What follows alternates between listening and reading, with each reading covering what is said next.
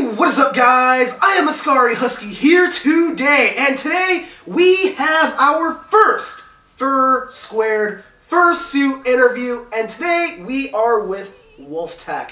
Wulftec is a friend of mine, really cool, into the radio stuff, ton of stuff. Wulftec, would you like to tell a little bit about yourself to the people? Yeah, my name's actually Wolfletech. Oh, I see. Now you made me look like an ass. I just said I was friends with you. Everyone does it.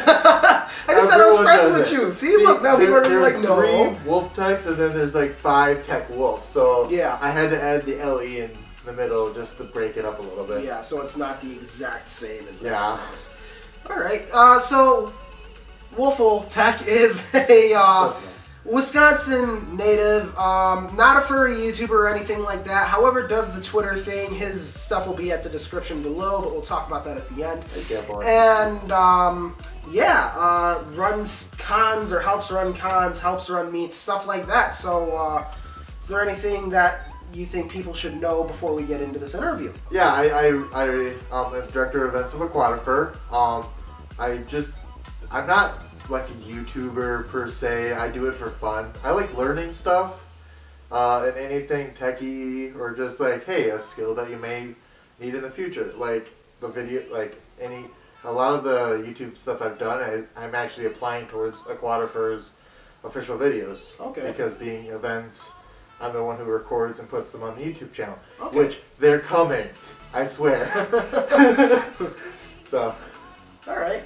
So guys, how do the Fursuit interviews work? Well, per usual, I go to Twitter and ask you guys to ask the Fursuiter questions. Now, you guys have always provided a ton of questions, from the Majira interview to the Nas Hyena to Dojo Dingo to Oxide Fox and everyone else in between. You guys have always provided a ton of questions, and this interview is no different. So, are you ready to answer some of these questions? Maybe. Maybe? Come on. Alright, so with that being said, guys, let's answer some of you guys' questions. So the first question is by @AlanGraymuzzle, and that is, what's so good about cheese curds, and do you have any other sonas besides a Wolf Taurus hybrid? Alright, so to answer the cheese curds first, best part about cheese curds is when they're fresh. Wisconsin, there's cheese factories all over the place. You can get cheese curds literally like 5 minutes after they're made. And wow. That's when, like, when you want really fresh, that's as fresh as you can get when you see them pull it out of the vat, drain it, put it in your bag, and hand it to you. So it's like me with the Chicago-style hot dog, getting it just right there. Yeah, it's just so delicious. The best place to get it is you gotta go there. Yeah, and you know that it's like fresh things. Like a lot of times they don't even add preservatives or anything because there's no need to. The bag's gonna be gone before you leave the store. They're gonna be eaten by the time you get home. Yeah, and then for soda wise, I am kind of a sona hoarder. Wolf's my main. He's who I inspire to be. But then I've got different ones that represent my different personalities. Like Tech's my adventurer. I've got a elk hybrid that is antenna. I also have a soon-to-be kangaroo to be designed, who is, yeah, like I said, each one represents a different section. So I got a kangaroo, elk hybrid, a Sergal. I also have Zalor, which is my other suit, who I just kind of been like, yeah, you're now a sona of mine.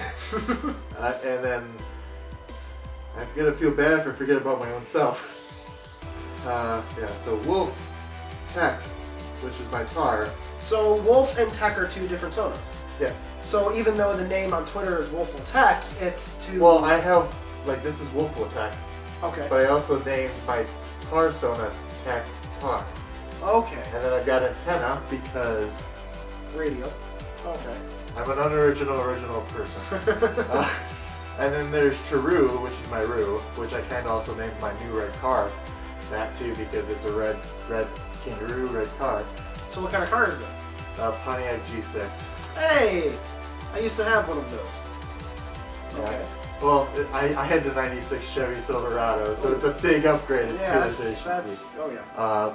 As well as the other one is Fusion is my servant, because every cheesehead needs a cheesehead. So at Link Volt asks, DMR radio versus D-Star. Now, someone who's not into radio, what is that? So there are two different standards. ICOM, which is a maker of radios, came up with D-Star. They're both digital versions. So most radios, like at conventions, are analog. So the nice sine wave that you get. Digital, it's all ones and zeros. What's nice about the difference is you can do different things with them. For example, with DMR, which this is one DMR radio, you can actually have two people talking on the same frequency at a time, assuming you have a repeater, which you can't do that on analog. You'll hear each other. Mm-hmm. So, that being said, I actually like DMR better because it's more open source and it's not like ICOM being all over the stuff. And also you get nice cool delayed effects like this.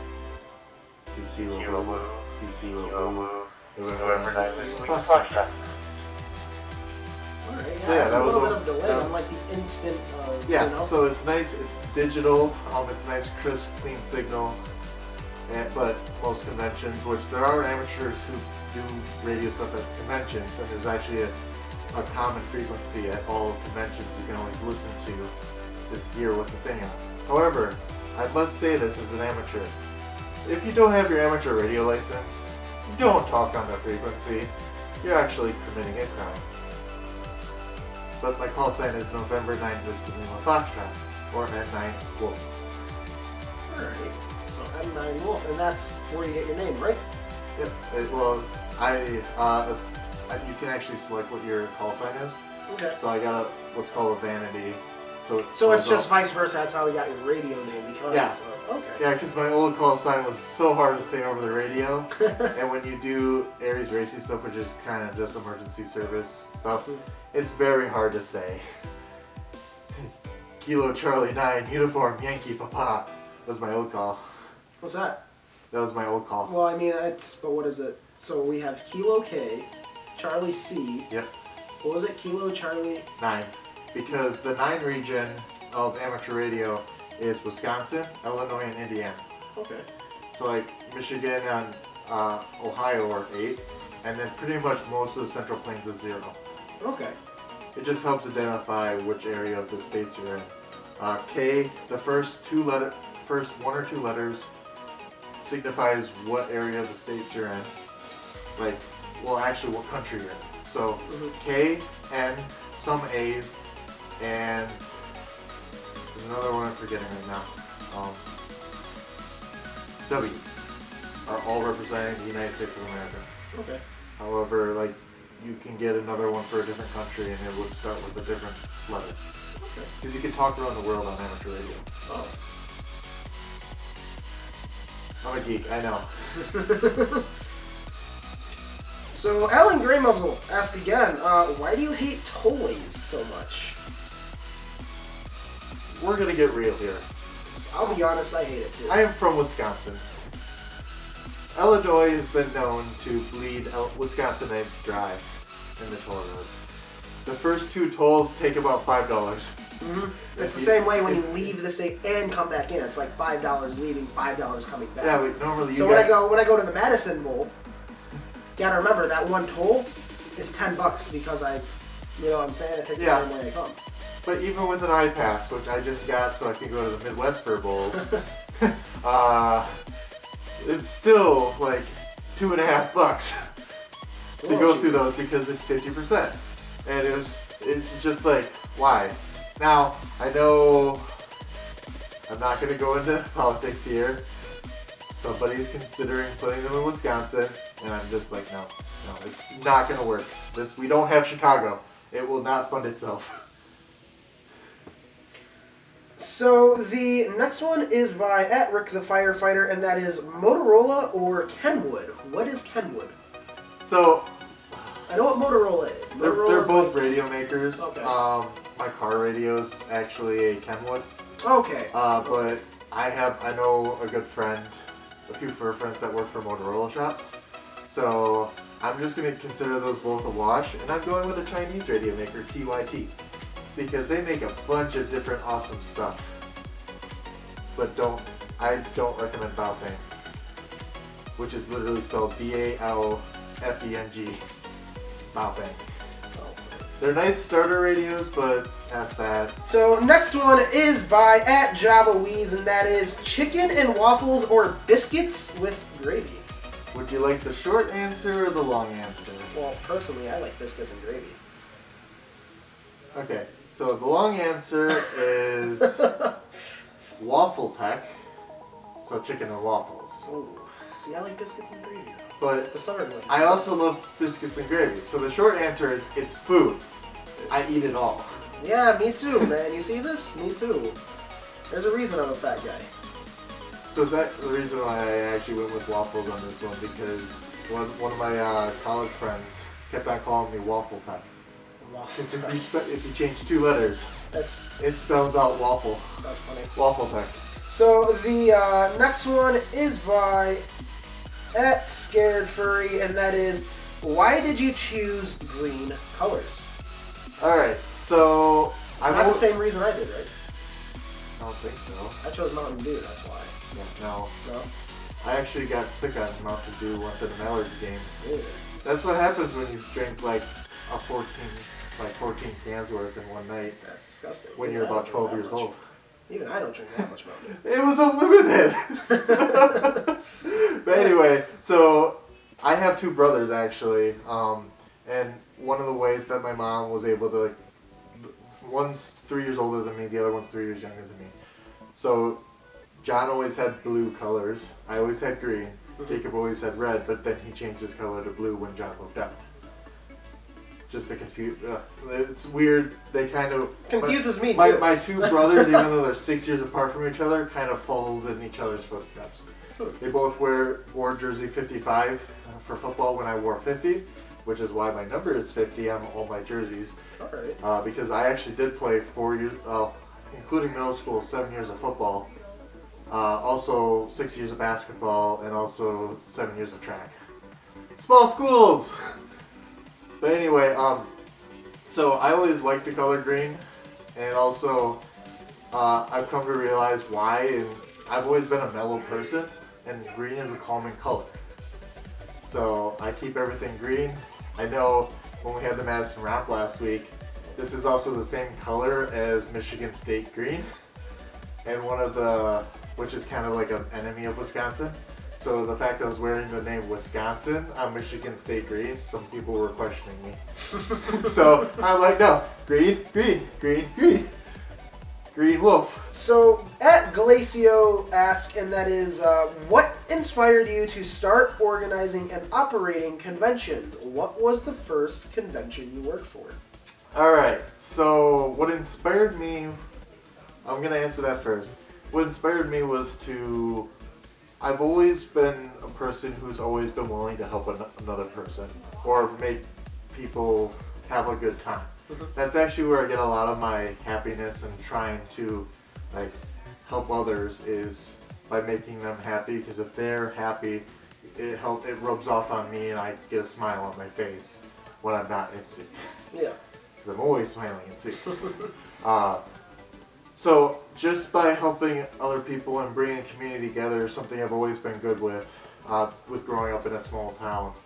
There's a possible chance that when I was growing up, Fursquared will be larger than what my town was, population-wise. Oh, really? What was your town's population? About 1,000. Oh, it'll break that this year. So, that being said, I've always loved community. I've always tried to build community and help one another. Now, the other part was convention stuff, right?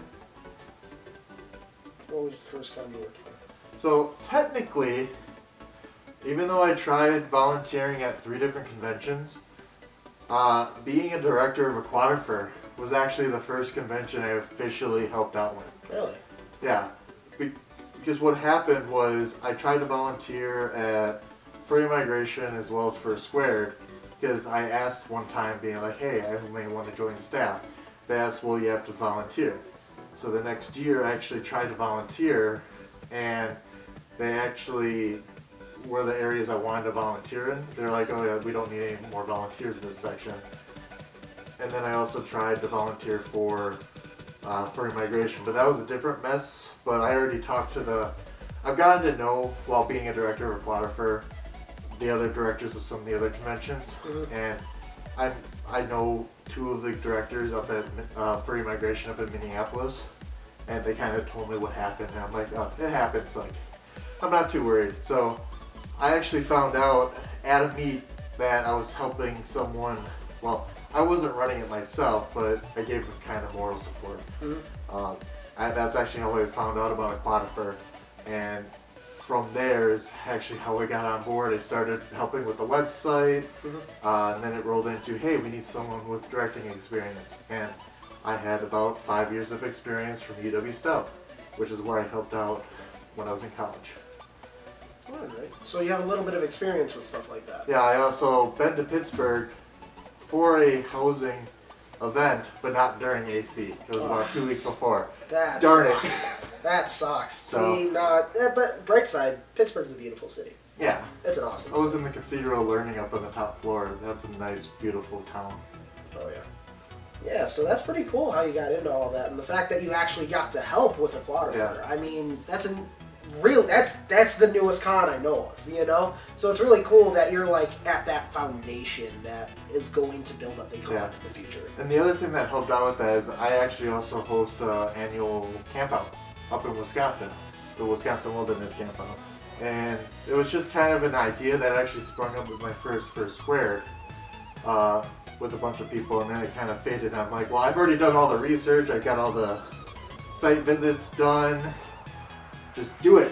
So I did it. The first one I ran by myself, the second one I had a little bit of help, and then this third one, which is coming up this August, is I'm going full out, balls to the wall on this one, because it's something I've wanted to do, is give back and help run events and stuff. And actually, so for that camp out, where can people find information on it?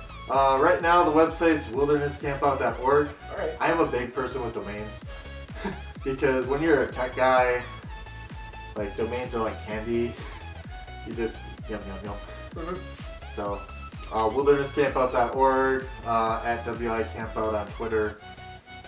Just message me on Telegram at Wolfletech, being like, hey, what's this camp out? Alright guys, thank you for watching this interview. Thank you for letting me interview you. It was very, very much so appreciated. Guys, he's definitely a good friend of mine. Please go check out all his social media, all that stuff. Everything that I mentioned or he mentioned will be links below. Guys, new thing actually just came out recently. Merchandise! Yes! We're going to insert it in this video somehow because don't forget to check that out too as well, guys. In the link, we have 3 t-shirt designs available at this moment. Don't forget, like I said, check out all his stuff, follow him, sub to him, whole 9 yards, guys. Go show him some love. Binge watch his stuff, everything else like that. His channel will come up here. His Twitters will be linked in the description. The last Fursuit interview will come up right here, and if you guys get bored and want to binge all my Fursuit interviews, the entire playlist will come up right here, where you can watch Majira, Dojo Dingo, Nas Hyena, Soren, Myron, Oxide, oh my lord, we've interviewed a lot of people in a very short amount of time, and we have many more to come. Alright guys, I'm Ascari Husky. I'm Wolfletech. And I will see you all in the next video.